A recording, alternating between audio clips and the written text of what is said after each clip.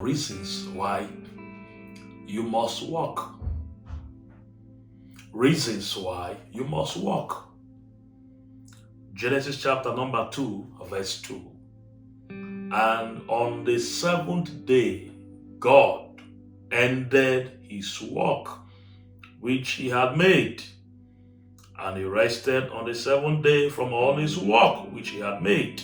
The first reason why you must walk and why you should walk is that the Almighty God is a walker. Jesus on the surface of the earth was a walker. Even today, the Bible said Jesus is still walking because it's the same yesterday, today, and forever. Walk is a special gift of God. Walk is a good assignment of God. And you use walk to change your life and the life of other people.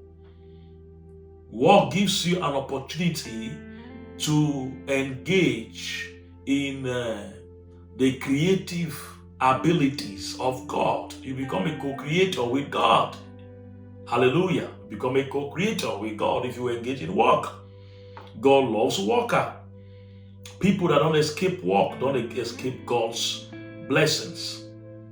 God's nature is work.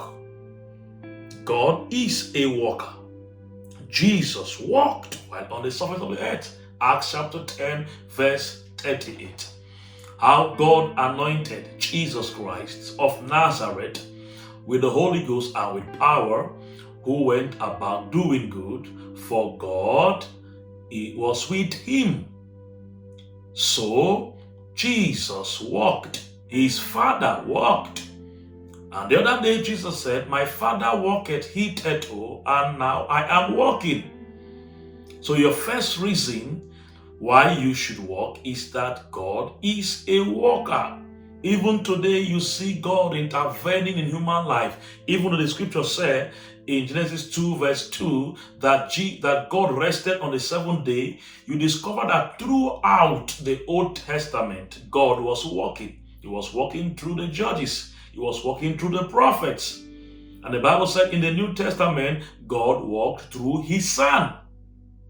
Hallelujah. God walked through his Son. So God is a walker. And that is the reason why you should walk. It is important that you walk because God is a walker. You cannot be a child of God and refuse to walk. The reason why you gave your life to Christ is because you are supposed to walk. If you deny walk, you will be denying yourself to participate in the divine nature of God. Peter said we are partakers of the divine nature. And if we don't want to push that a little bit further, we will say that we are walkers. You have been called to walk in the life of somebody. And without such availability for that kind of walk, that person's life cannot change. Generations are waiting for you to walk so that you can provide solution to long-standing problems.